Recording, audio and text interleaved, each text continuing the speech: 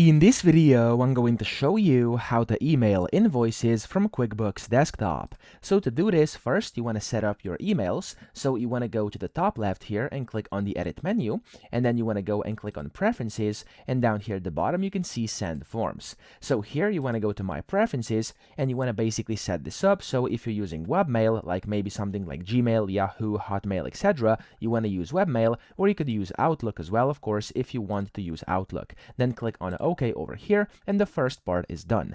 Then if you want to email a single invoice, it's super simple. You just want to open the specific invoice. So if I go to customers over here and actually locate an invoice like this one, for example, I can go and click on the email button over here, and that way I can then email it, okay? However, if you want to email multiple invoices, you simply have to check this email later button over here, and then you have to essentially save this, and then you can go to the next one, and you can of course mark the next one as email later as well, and then you can keep marking them just like this, and whenever you're doing so, of course they're gonna get marked. And then to actually email multiple invoices at once, what you want to do here is the following. If I save and close this, you then want to go to the file menu, top left. You want to go to here where it says Send Forms, and then inside the Send Forms menu, whenever this opens, you'll be able to see them over here. There we go. These are basically, of course, the one that you can select, so you can just select whatever you want here, and then you can basically customize this on the right. Click on Send Now, and that's going to do it for you, okay?